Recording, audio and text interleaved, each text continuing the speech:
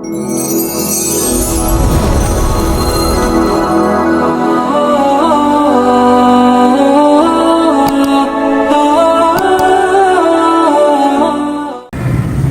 lanjut surat Ar-Ra'd ayat 28. Di Ar-Ra'd ayat 28 ini lebih ke hati karena konteks berkaitan dengan takut, dengan sedih, itu di hati, Pak.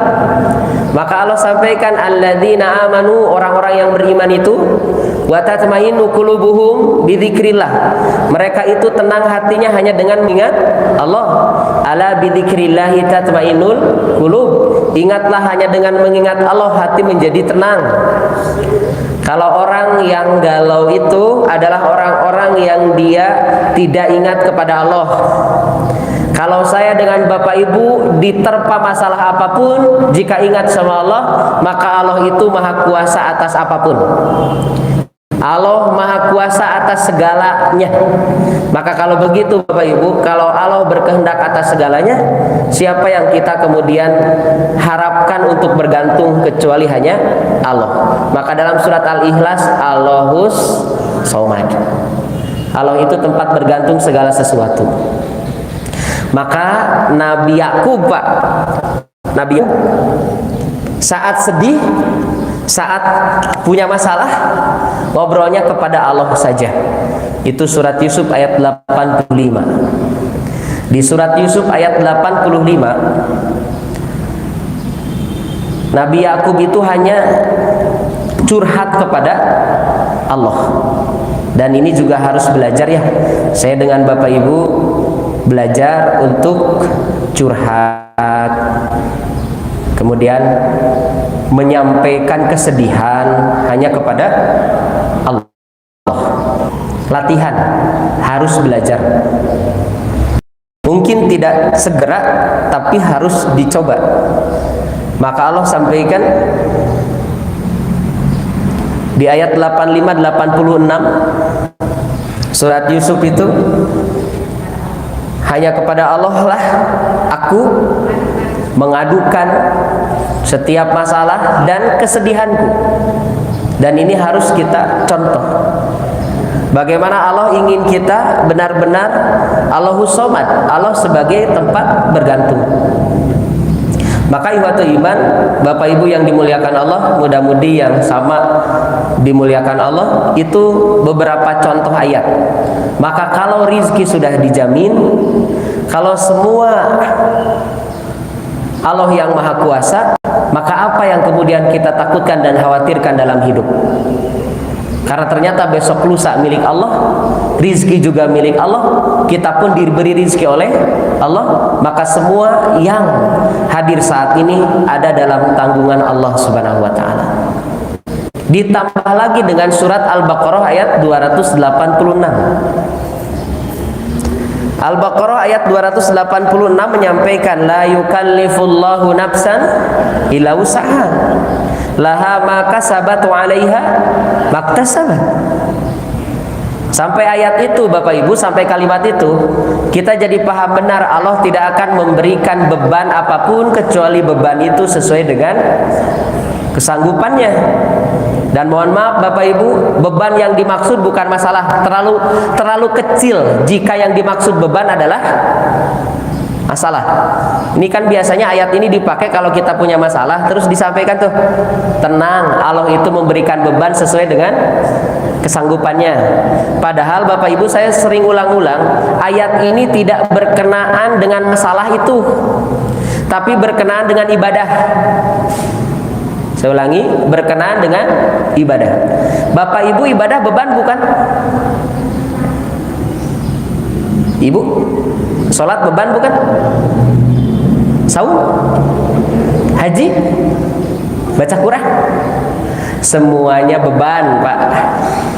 Maka punten Bapak Ibu mah cuman mengikuti Nabi Muhammad dengan para sahabat menerima. Maka saat menerima kewajiban sholat, diikuti dengan kewajiban saum, diikuti dengan kewajiban perang, diikuti dengan kewajiban haji, diikuti dengan kewajiban zakat. Berat, Pak. Maka langsung protes kepada Allah melalui Rasulullah, ya Rasul, kenapa kami semakin banyak menerima beban? Dan ternyata beban yang dimaksud adalah ibadah. Maksudnya begini Pak, semua orang bisa ibadah sesuai dengan kesanggupannya. Contoh, kurban. Apakah semua orang yang hadir saat ini kurban? Terus kalau tidak kurban? Padahal Allah memberikan kesempatan yang sama. Allah tidak membebankan kepada seseorang kurban kecuali Allah berikan kesanggupannya. Berarti kalau begitu semua orang sanggup kurban? Sanggup Pak, tapi sesuai dengan kesanggupannya.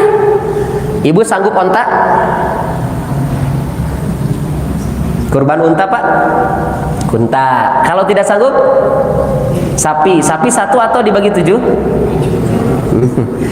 Kirain 1. Kalau kambing? 1. Itu yang dimaksud kesanggupan. Kita cek Pak, ini yang hadir saat ini mangga dicek masing-masing.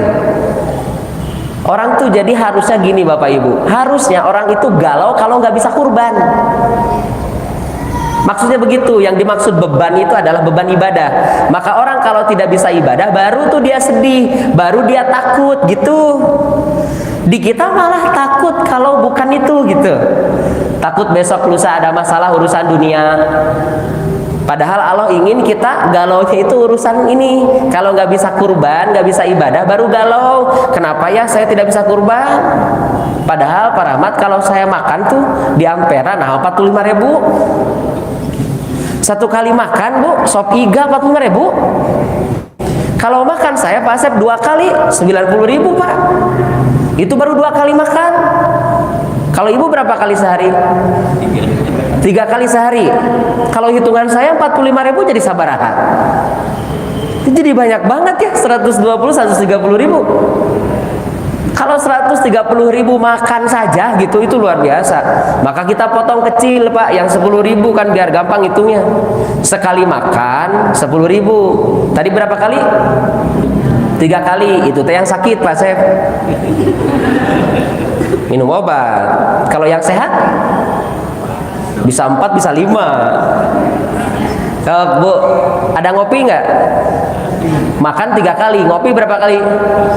Sekali. Makan dengan ngopi mahal mana? Kopi 25.000.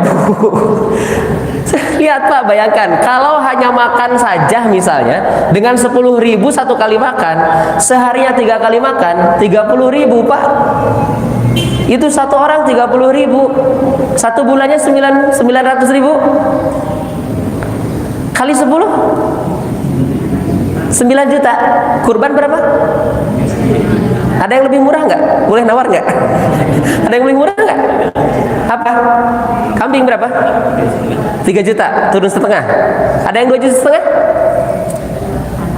Anakna nggak apa-apa, atuh tebapana budakna ya. Ini 2 juta, 3 juta. Kita ambil 3 juta, 9 juta buat makan doang. Itu makan doang loh, belum kopi, belum pertalit, aplikasi My Pertamina. Makanya beli Pertamax biar jadi sahabat Pertamina ya. Ternyata Masya Allah, kita baru makan saja sehari 2 kali, sehari 3 kali 900.000 sebulan. 1 bulan dikali 10 misalnya, jangan sampai 11 bulan, dikali 10 aja itu bisa 9 juta, 10 juta. 1 tahun 10 juta, kurangin 3 juta, 7 juta untuk 1 tahun makan. Apa nggak cukup sebenarnya? Kan ada saum Senin Kemis bukan? Berarti kelihatan banget kita nggak saum Senin Kemis gitu ya. Ada Daud, kita nggak Daud gitu. Maka boros terus. Maksud saya begini, saya ingin sampaikan, Allah tidak membebani beban ibadah kecuali semuanya mampu. Saya nggak mampu sampai sekarang, pasti mampu Pak. Ada yang mampunya unta, ada yang mampunya sapi. Sapi itu ada yang mampunya 1 orang sapi 21 juta dia sendiri. Saya belum mampu tuh, baru berdua suami istri bagi 2, 6.500.000, 6.500.000. Atau 12 juta, 12 juta. Atau misalnya dengan anaknya dibagi 3. kemampuannya segitu, atau ternyata nggak bisa tuh, berarti dibagi cuman satu orang kambing, udah kambing. Maka saya kira ini yang hadir saat ini walaupun masih baru balik gitu, anak SMP, saya kira bisa kurban sendiri. Handphone sudah punya, kuota tiap bulan, jajan ke sekolah, maka bisa tuh ngumpulin satu harinya 10.000, satu bulannya 300.000, satu bulannya 300.000, 11 bulan 3.300.000. Bisa kurban? Berarti benar Allah tidak membebankan. Maka kalau begitu Bapak Ibu, jika Allah kemudian sampaikan kita masih galau juga, masih tidak percaya juga, maka apa yang bermasalah kita dengan Allah gitu? Padahal Allah sudah menjamin kita, rizki sudah dijamin, semua hidup kita sudah dijamin oleh Allah. Jadi apalagi kalau baca saat ditiup roh Bu ya Pak, saat ditiupkan roh sudah dijamin hidupnya, mohon maaf rizkinya, sudah dijamin matinya, sudah dijamin bahagia sedihnya. Kalau begitu kita tinggal menikmati takdir-takdir kita saja sudah.